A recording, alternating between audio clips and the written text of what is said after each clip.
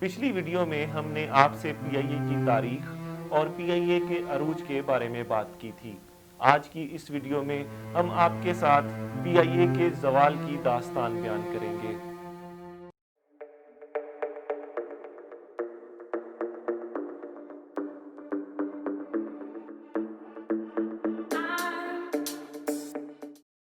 Retired air marshal Asghar Khan اور air marshal نور خان جیسے قومی ہیروز کی انتھک محنت اور بے لوث کوششوں سے پی آئی اے دنیا کی کامیاب ترین ایئر لائنز میں اپنی جگہ پا چکی تھی۔ ہمارے ایئرپورٹس صاف ستھرے شاندار ہوتے تھے اور عظیم مصوروں کے شاہکارے یہاں پر آویزاں ہوتے تھے۔ ہماری ایئر ہوسٹسز اور طیارے کا دوسرا عملہ نہ صرف خوش اخلاق ہوتا تھا بلکہ پیسنجرز کے ساتھ پوری طرح تعاون بھی کرتا تھا اور ہر طرح کی سروسز ان کو مہیا کرتا تھا۔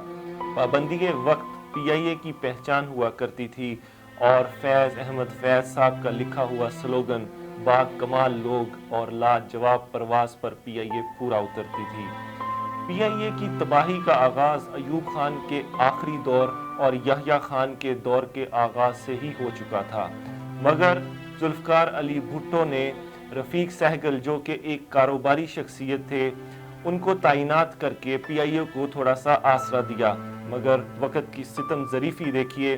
کہ کاروباری شخصیت رفیق سہگل جب بھٹو نے تمام انڈسٹریز کو نیشنلائز کیا تو انہیں اپنے کاروباری یونٹس کو بچانے کے لیے پاکستان چھوڑ کر بیرون ملک منتقل ہونا پڑا اور پی آئی اے کو یہ تھوڑا سا جو سہارا وہ دے پائے تھے یہ سفر وہیں پہ رک گیا۔ پی آئی اے کا پہلا مسئلہ یحییٰ خان کے دور میں یونینز کے قیام سے شروع ہوا۔ پی آئی اے کے اندر جب یونینز بنی تو انہوں نے سیاسی وابستگیوں سے اپنے آپ کو بہت تقویت دی۔ ایک طرف جماعت اسلامی تھی تو دوسری طرف پیپلز پارٹی، اور سیاسی طور پر پی آئی اے کے اندر بے شمار بھرتیاں کی گئیں۔ گویا پی آئی اے ان سیاسی سپورٹرز اور ورکرز کو پالنے والا ایک ادارہ بن کے رہ گیا۔ پی آئی اے کے اندر ہر سیاسی جماعت نے سیاسی بھرتیاں کروائیں اور یہ بھرتیاں بے دھڑک کی گئیں، کسی قاعدے قانون اور میرٹ کے بغیر کی گئیں۔ خاص طور پہ 80 کی دہائی میں کراچی میں ایک مہاجرین کی جماعت بنی جس نے بہت زیادہ بھرتیاں سیاسی طور پر پی آئی اے کے اندر کروائیں۔ ان بھرتیوں کی وجہ سے پی آئی اے کے اوپر مالی طور پر بہت زیادہ بوجھ پڑ گیا۔ یہ یونینز پی آئی اے میں اتنی مضبوط ہیں کہ جب بھی پی آئی اے کی پرائیویٹائزیشن کی بات کی جاتی ہے یا غیر ضروری ملازمین کو نکالنے کی بات کی جاتی ہے تو یہ یونینز نہ صرف ہنگامے برپا کرتی ہیں بلکہ سڑکوں پر آ کر احتجاج بھی کرتی ہیں اور حکومت کو اپنا فیصلہ واپس لینا پڑتا ہے، اور اب تک کوئی بھی حکومت ان یونین سے مکمل طور پر نہیں نمٹ سکی اور ان کی مونوپلی کو نہیں توڑ سکی، جس کا پی آئی اے کو ہمیشہ بہت نقصان ہوا ہے۔ اس کے علاوہ کراچی پی آئی اے کا ہیڈ کوارٹر تھا، مگر جغرافیائی لحاظ سے کراچی کو عالمی پروازوں کا ہب بنانا صحیح فیصلہ نہیں تھا، جو بغیر کسی خاص سروے اور بغیر ٹیکنیکل سپورٹ کے کر دیا گیا۔ اصل میں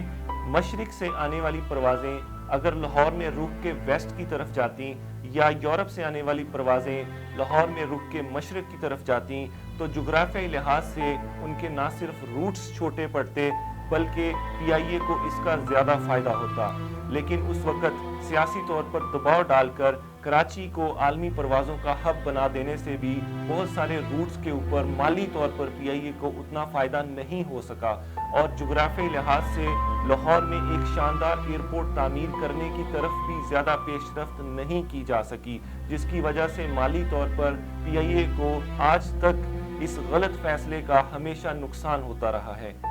اس وقت پی آئی اے کے 32 جہاز آپریشنل ہیں اور فضائی سفر کی سہولیات دے رہے ہیں، جن کے لیے 18,000 ملازمین تعینات ہیں۔ گویا ایک جہاز کو 562 ملازمین چلا رہے ہیں۔ پوری دنیا میں ایئر لائنز منافع کمانے کے لیے اور لوگوں کو سفری سہولیات دینے کے لیے تشکیل دی جاتی ہیں، مگر پاکستان میں پی آئی اے گویا 18,000 لوگوں کو پالنے کے لیے تشکیل دی گئی ہے۔ اس کے علاوہ پی آئی اے اس وقت خسارے میں جا رہی ہے اور گورنمنٹ سے سبسڈی کی مد میں ماہانہ 3 ارب روپے وصول کرتی ہے۔ پی آئی اے 12 سے 13 ارب روپے سالانہ سود کی مد میں ادا کر رہی ہے اور مقامی بینکوں سے تقریباً 400 ارب روپے کا قرضہ حاصل کر چکی ہے۔ دنیا میں 42 ایسی ایئر لائنز ہیں جن کا آج تک کوئی طیارہ کریش نہیں ہوا یا کوئی طیارہ حادثہ رپورٹ نہیں ہوا. جیسے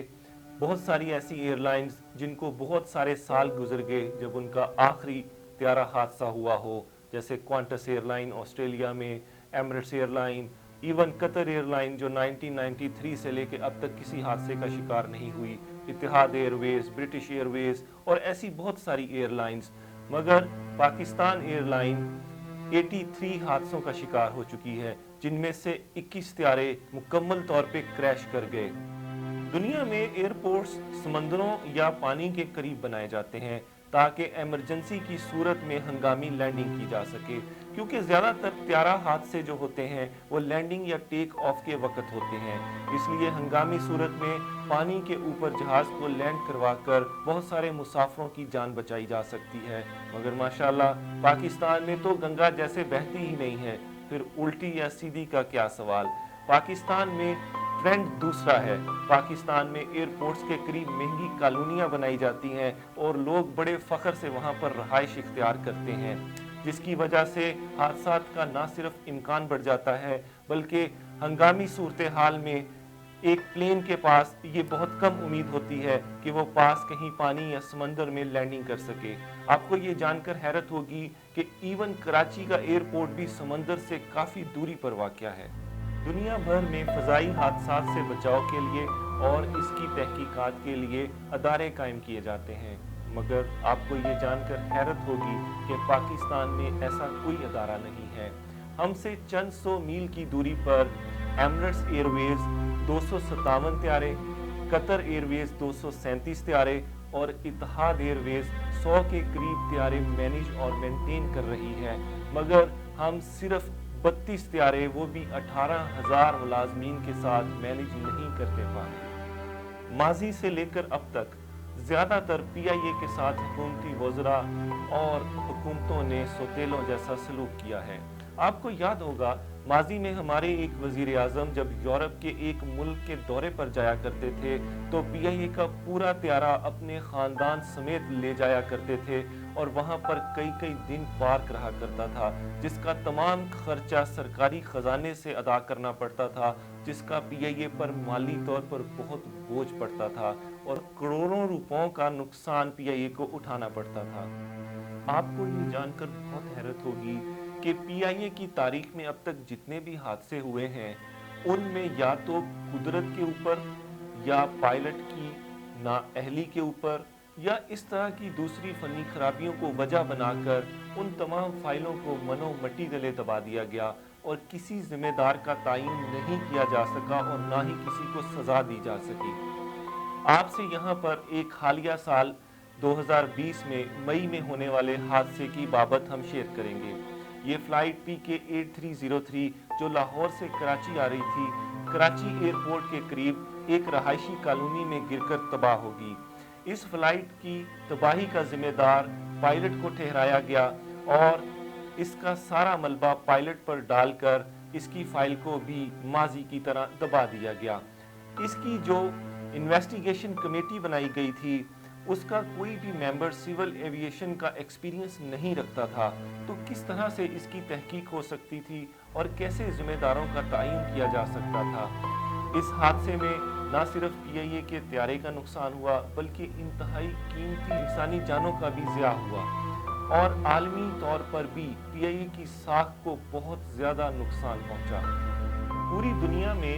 اندرون ملک جو فلائٹس آپریٹ کرتی ہیں ان کے اوپر بھی اسی طرح سارے ایس او پیز ان کا عمل درآمد کروایا جاتا ہے، ان کی امپلیمنٹیشن کی جاتی ہے تاکہ انٹرنیشنل فلائٹس کی طرح اندرون ملک پروازوں کو بھی اسی طرح آپریٹ کیا جائے. مگر پاکستان میں آج بھی پرانے طیارے، فوکر طیارے اور RT-42 جہاز آپریٹ کر رہے ہیں، جس میں بہت سارے حادثات ہو چکے ہیں. ماضی میں 2006 میں ملتان میں سورج میانی کے علاقے میں ایک جہاز، فوکر جہاز گرا جس میں ہماری بہت زیادہ قیمتی جانوں کا نقصان ہوا. پاکستان کے ایک مایا ناز نیورو سرجن ڈاکٹر راجہ جس میں انتقال کر گئے، 2 فوج کے brigadier, 2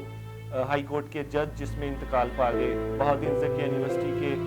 vice chancellor doctor Naseer اللہ اس میں انتقال کر گئے. اس کے علاوہ آپ کو یاد ہوگا کہ ایک پرواز جو 2017